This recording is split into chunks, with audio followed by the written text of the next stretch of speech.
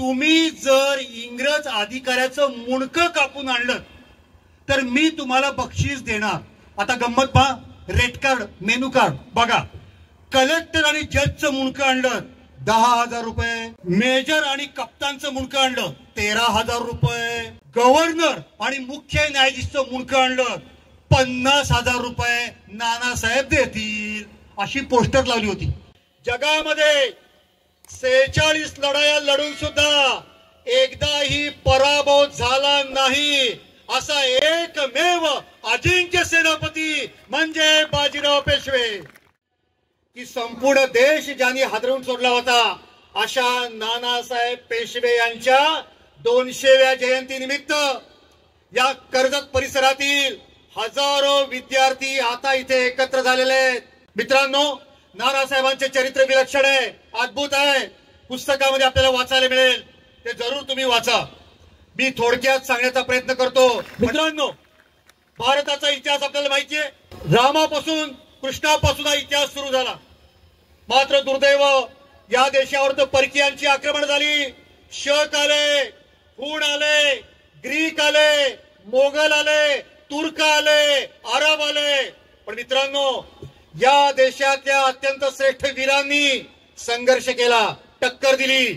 पण त्यानंतर बापरे, दिल्लीवरती मोगलांची सत्ता आली 400 वर्षासाठी. असं वाटलं की हा देश आता मोगलांच्या ताब्यात जाणार, या देशाचं आता पाकिस्तान होणार, या देश आता बर्बाद होणार, या देशातलं एकही मंदिर शिल्लक राहणार नाही. पण मित्रांनो, या सगळ्या मोगली आक्रमणांना टक्कर देण्यासाठी याच भारतामध्ये, याच महाराष्ट्रामध्ये, या सह्याद्री पर्वतावरती तुमचे आमचे लाडके छत्रपती शिवाजी महाराज उभे राहिले आणि त्यांनी मोगलांचा पराभव केला.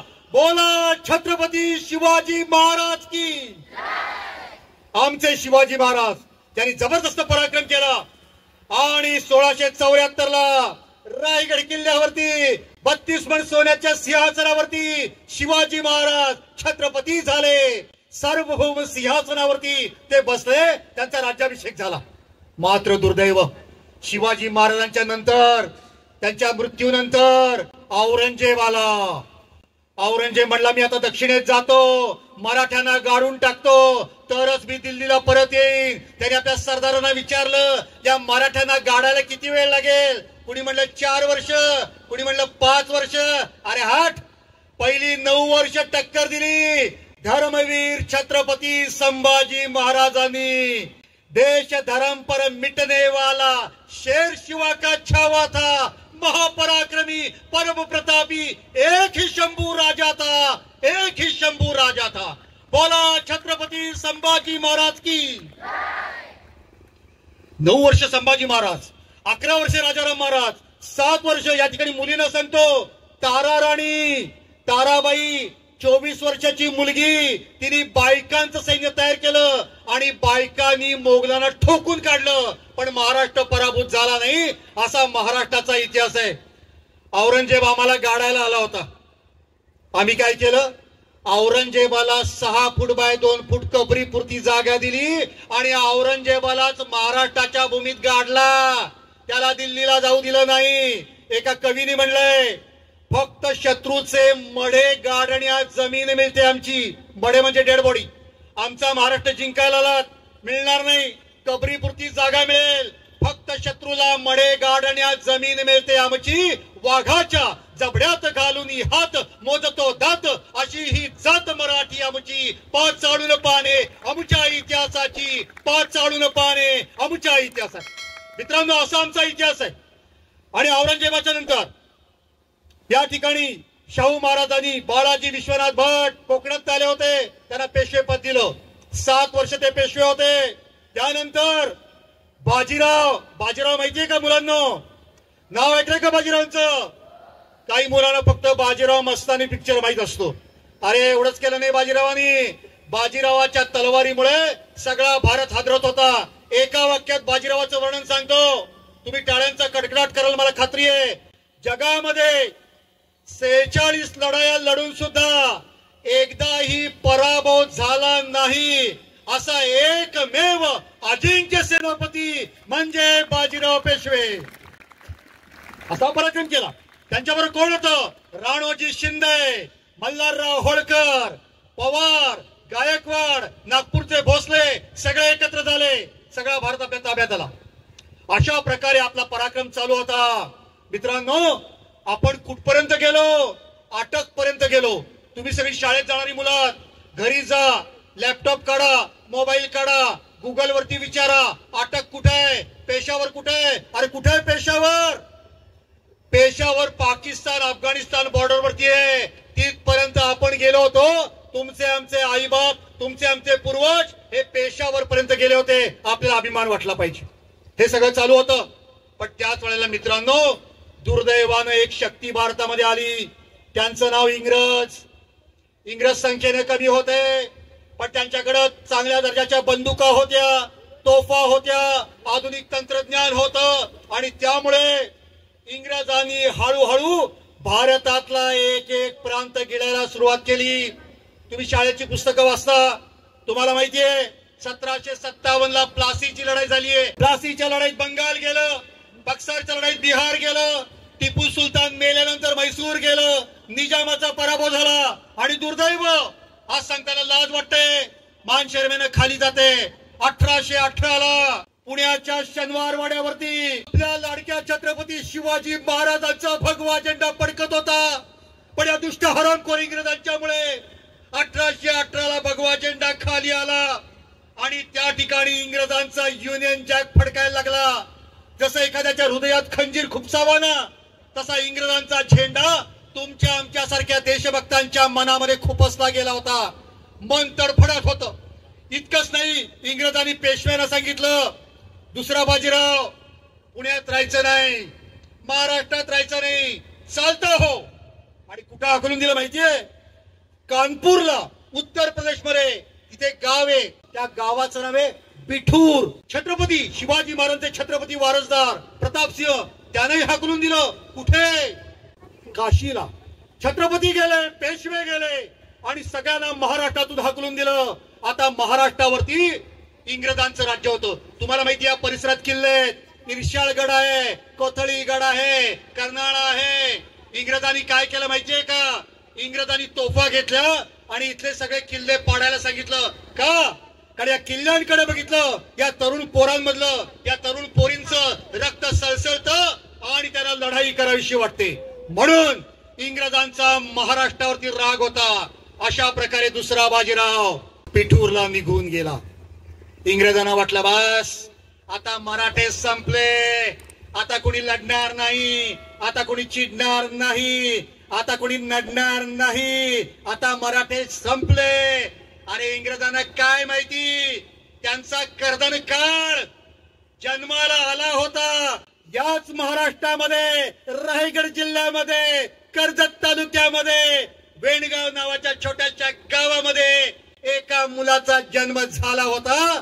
तो दिवस होता 8 डिसेंबर 1824. वेणगाव छोटस गाव, आजही छोट आहे. 200 वर्षापूर्वी केवढंसं गाव असेल ते. त्या गावात महादेव भट आणि त्यांची बायको गंगाबाई हे राहत होते. त्यांच्या पोटी मुलगा जन्माला आला. त्या मुलाचं नाव ठेवलं धोंडू, म्हणजे धोंडो पंत. आणि दुसरं नाव होतं नानासाहेब. घरामध्ये गरिबी होती, घरामध्ये दारिद्र्य होतं. 2 वेळा जेवायला सुद्धा मिळत नव्हतं. कुणीतरी त्यांना म्हणलं, तुम्ही भट आहात, ते पेशवे पण भटच आहेत. त्या पेशव्यांना हाकलून दिलंय, ते उत्तर भारतात राहत आहेत, बिठूरला राहत आहेत. तिथे तुम्ही गेलात, 2 वेळा जेवायला तरी मिळेल, 2 वेळा जेवायला तरी मिळेल. बघा मित्रांनो, ही कथा तुम्हाला सांगायची आहे, पाठ असली पाहिजे सगळ्यांची. आणि म्हणून महादेव भट, त्यांची बायको, त्यांची 3 मुलं, हे 5 जणांचं कुटुंब इथून निघालं. तुम्ही कल्पना करा, आज प्रवास करणं सोपं आहे. 200 वर्षापूर्वी डोंगर असतील, जंगल असतील, नद्या असतील, रानं असतील, तुडवत तुडवत ते उत्तर भारतात गेले, ते उत्तर प्रदेशला गेले, ते कानपूर जवळ गेले, ते बिठूरला गेले आणि बाजीरावांना म्हणले, आम्हाला आश्रय द्या. बाजीराव म्हणला, चालेल राहा.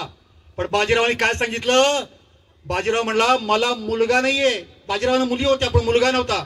बाजीराव म्हणले, पेशव्यांचा वंश चालायचा असेल तर मला एक मुलगा दत्तक घ्यायचा आहे. तुम्हाला 3 मुलं आहेत. तुमचा तो मुलगा आहे ना धोंडू म्हणजे नाना, हा मुलगा मला आवडलाय, मी याला दत्तक घेऊ का? आणि तो नाना नावाचा मुलगा दुसऱ्या बाजीरावानी दत्तक घेतला. बघा मित्रांनो, एखाद्या माणसाचं नशीब एका दिवसात बदलतं. अरे कालपर्यंत घरामध्ये अन्न नाही, जेवायला नाही, धान्य नाही, पैसा नाही, आणि एका क्षणात नानासाहेब पेशव्यांचा वारसदार झाला. हा वारसा फक्त पैशाचा होता का रे? हा वारसा फक्त संपत्तीचा होता का? नाही. अरे ज्या घरामध्ये बाळाजी विश्वनाथ झाले, बाजीराव झाले, माधवराव झाले, चिमाजी अप्पा झाले, सदाशिव झाले, त्या घराचा वारसा होता.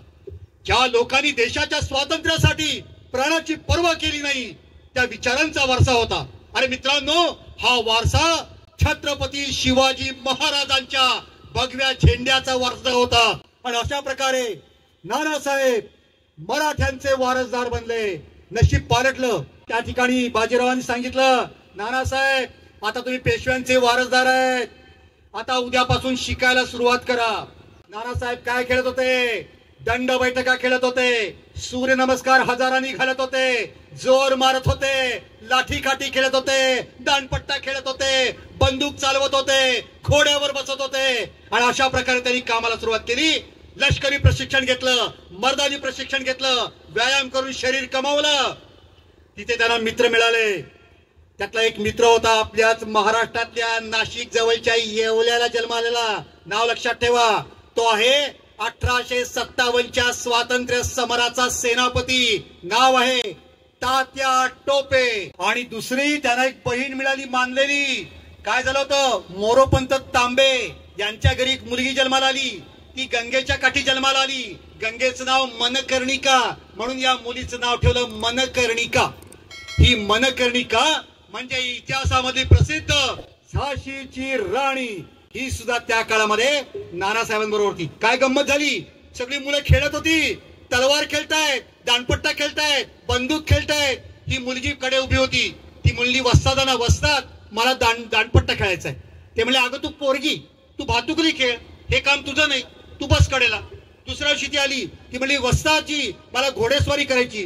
ते म्हणले, अगं तू मुलगी, हे काम तुझं नाही, तू भातुकली खेळ. 1 दिवस झाला, 2 दिवस गेले, 3 दिवस गेले. शेवटी वस्ताद म्हणले, तुला खेळायचंय का, घोड्यावर बसायचंय का, बस.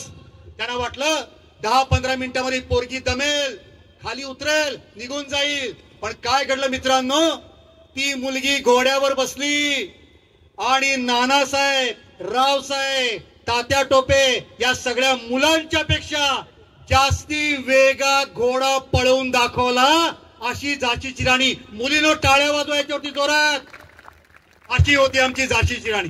म्हणून एका कवीने म्हणलंय, कानपूर के नाना की मुह बोली बहन छबेली थी, नाना के संग खेली थी वह नाना के संग पढ़ती थी, बर्ची ढाल कृपाण कटारी उसकी यही सहेली थी, वीर शिवाजी की गाथाएं उसको याद जबानी थी, बुंदेले हर बोलो मुंह से हमने सुनी कहानी थी, खूब लड़ी खूब लड़ी खूब लड़ी मर्दानी वो तो झांसी वाली रानी थी, झांसी वाली रानी.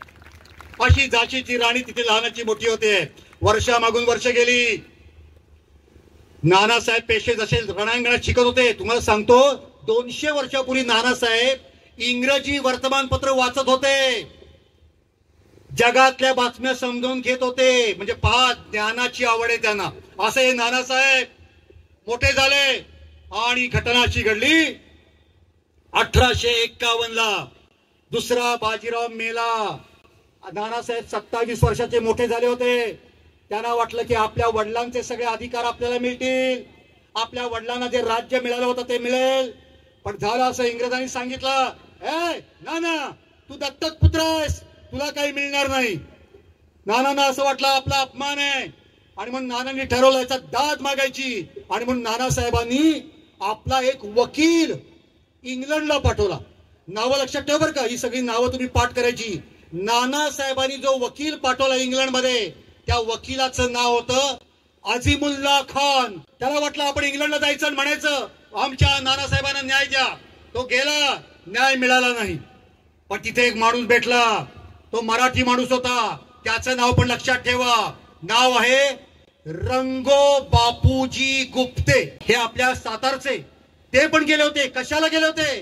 कारण जसं पेशव्यांचं राज्य गेलं तर छत्रपतींचं पण राज्य गेलं होतं. छत्रपतींना न्याय मिळावा म्हणून ते गेले होते. 14 वर्ष प्रयत्न केला. 14 वर्ष रंगोजींनी.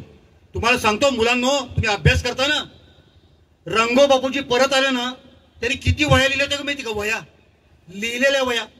रंगोजींच्या वया नेण्यासाठी 16 बैलगाड्या आणाव्या लागल्या.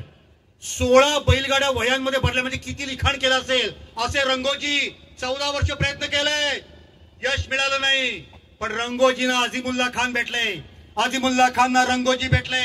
पेशव्यांचा वकील, छत्रपतींचा वकील इंग्लंडमध्ये थेम्स नदीच्या काठावरती भेटत होते. आणि त्यांनी लक्षात घेतलं आपल्याला भीक मागितल्यासारखा न्याय मिळणार नाही. मग काय करायचं? तुला काय वाटतं? तुम्हाला काय वाटतं? तुम्हाला काय वाटतं? एकच उपाय, युद्ध. आपण इंग्रजांशी युद्ध केलं पाहिजे. आणि हा विचार घेऊन हे दोघे भारतात आले. अझीमुल्ला खान नानासाहेबांना भेटले. नानासाहेब, इंग्रज न्याय देणार नाही. इंग्रज आपलं राज्य परत करणार नाही. आपल्याला राज्य पाहिजे असेल, एकच उपाय, युद्ध करा, युद्ध करा, युद्ध करा. नानासाहेबांच्या मनात सुद्धा युद्धाचे विचार होते. पण इंग्रजांशी युद्ध करणं सोपं नव्हतं. इंग्रजांच्या तोफा, इंग्रजांच्या बंदुका अत्याधुनिक होत्या. त्यांच्याकडे दळणवळणाची साधनं होती. आणि मग त्यांच्याशी युद्ध करणं हे कुणाचं काम आहे? नानासाहेब विचार करतायत. आणि नानासाहेबांनी विचार केल्यानंतर लक्षात आलं की सगळा भारत जर का एकाच वेळेला पेटून उठला तर आपण इंग्रजांच्या विरुद्ध युद्ध करू शकतो. सगळा भारत, काश्मीर पासून कन्याकुमारी पर्यंत. मित्रांनो, तुम्ही लहानपणी गोष्ट ऐकली का? एक पक्ष्यांचा थवा होता. तो एका शेतावर बसला होता. त्या शेतावरती जाळं होतं. एका फासे पारध्याने लावलं होतं. एका पक्षाने उडण्याचा प्रयत्न केला. त्याचे पाय जाळ्यात अडकले, उडता येईना. दुसऱ्याने प्रयत्न केला, तिसऱ्याने प्रयत्न केला, चौथ्याने प्रयत्न केला, कुणालाच जमलं नाही. फासे पारधी करायला बघत होता की आता आपल्याला हे सगळे पक्षी मिळणार जाळ्यामध्ये. पण त्या पक्ष्यांमध्ये एक शहाणा पक्षी होता. तो म्हणला एक एकट्याने उडण्याचा प्रयत्न केला तर उडता येणार नाही.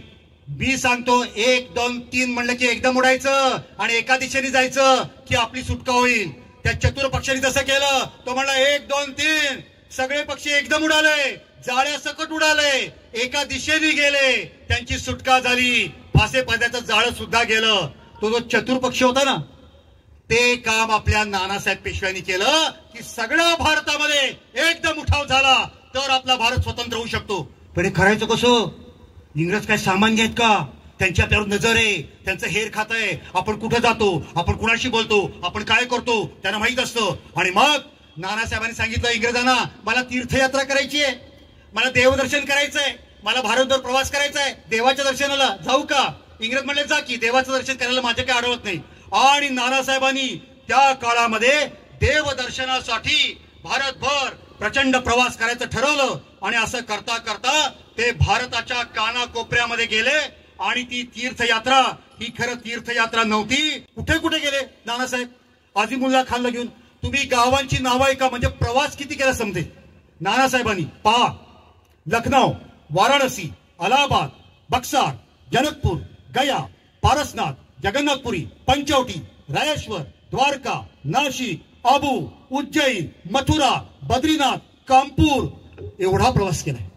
सगळ्या भारतभर प्रवास केला. धोका आहे. समजा आपण एखाद्या राजाकडे गेलो आणि त्या राजाला सांगितलं आपल्याला युद्ध करायचंय आणि तो राजा फितूर निघाला तर, तो राजा गद्दार निघाला तर, तो राजा हरामखोर निघाला तर, त्याने इंग्रजांना जाऊन सांगितलं तर. म्हणजे नानासाहेबांनी किती सावधानता बाळगली लागत होती. पण नानासाहेबांनी केलं. आणि काय संदेश दिला? नानासाहेब सांगत होते आपल्याला एकदम उठाव करायचा आहे. ठरलंय. काय ठरलंय? 1857च्या मे महिन्याच्या शेवटच्या दिवशी 31 तारखेला सगळ्या भारतात एकदम उठाव करायचा. 31 तारीख हे सांगत होते. सगळ्या भारतात त्याला जाणं शक्य नव्हतं. दक्षिण भारतात हजारो पत्र पाठवली. सापडलीच काही पत्र इंग्रजांच्याकडे. आजही ती पत्र आपल्याला सापडलेली आहेत. त्या पत्रात नानासाहेब म्हणतायत मी उत्तरेत उठाव करतो, तुम्ही दक्षिणेत उठाव करा. हिंदूंनो, मुसलमानांनो, सर्वांनी एकत्र येऊ आणि इंग्रजांची कत्तर करू आणि आपली मायभूमी स्वतंत्र करू. तुम्हाला एक गंमत सांगतो. तुम्ही हॉटेलमध्ये जाता, तिथं मेनू कार्ड असतं.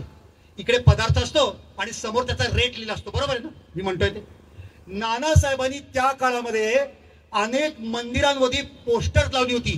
काय लिहिलं होतं? तुम्ही जर इंग्रज अधिकाऱ्याचं मुंडकं कापून आणलं तर मी तुम्हाला बक्षीस देणार. आता गंमत पहा, रेड कार्ड मेनू कार्ड बघा.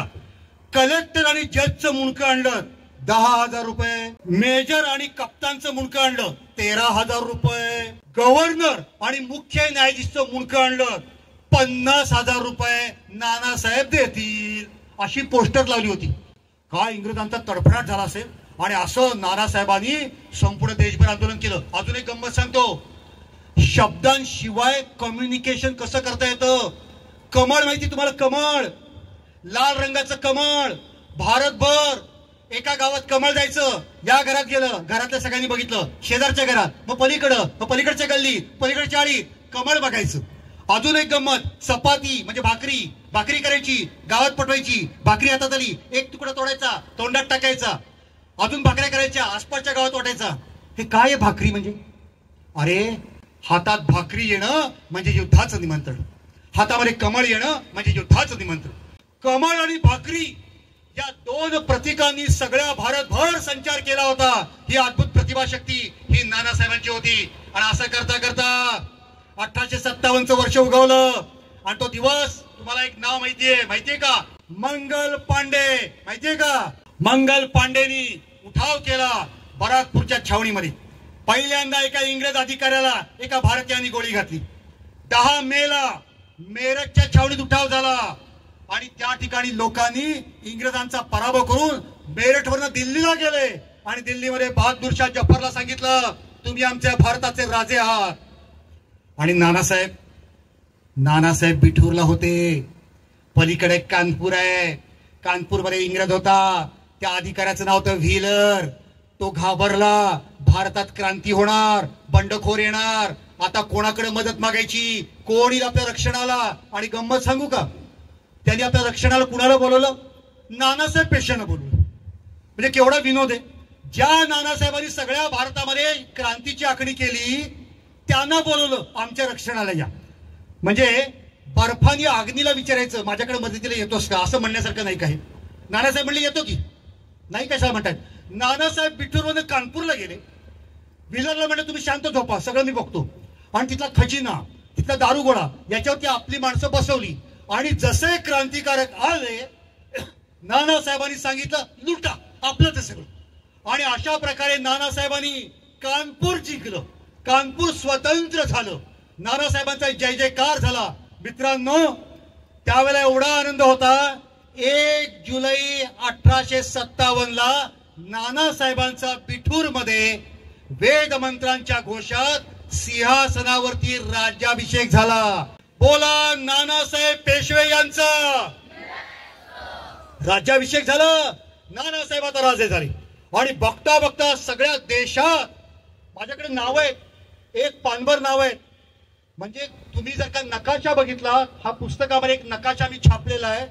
या नकाशात भारतामध्ये उत्तरेत पेशावर आणि दक्षिणेत रामेश्वर, म्हणजे कर्नाटक, तामिळनाडू, आंध्र, बिहार, बंगाल, गुजरात, महाराष्ट्र, यूपी, आजचा पाकिस्तान, सगळीकडे उठाव झाले होते. हे करणारे आमचे नानासाहेब होते. नानासाहेबांवरती हल्ले झाले. कानपूरमध्ये हल्ला झाला, बिठूरमध्ये हल्ला झाला. नानासाहेब आणि त्यांचे सहकारी पांगले गेले. तात्या टोपे दक्षिणेत भारतात आले.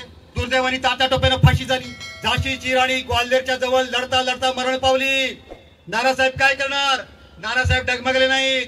तिथून ते कुठे गेले? ते लखनौला गेले, बेगम हजरत महलकडे गेले. दोघांनी युद्ध सुरू केलं, तिथेही पराभव झाला. तरी नानासाहेब डगमगले नाहीत आणि ते नेपाळला गेले. आणि नेपाळच्या जंगलामधून नानासाहेबांनी इंग्रजांशी युद्ध चालू ठेवलं. नेपाळच्या जंगलामधून. मित्रांनो नानासाहेबांचं चरित्र विलक्षण आहे. पण नानासाहेबांचा मृत्यू कसा झाला, कुठे झाला, कधी झाला, आजही इतिहासाला माहित नाही. तेव्हा नानासाहेबांची पुण्यतिथी आपण साजरी करू शकत नाही कारण त्यांचा मृत्यूच माहित नाही. पण मी आज माझ्या भाषणाचा शेवट करताना नानासाहेबांच्या पत्राती 2 वाक्य सांगणार आहोत. नानासाहेबांनी नेपाळच्या जंगलातून इंग्रजांना पत्र लिहिलंय. बघा, पैसा नाही, सैन्य नाही, शस्त्र नाही, सहकारी नाही.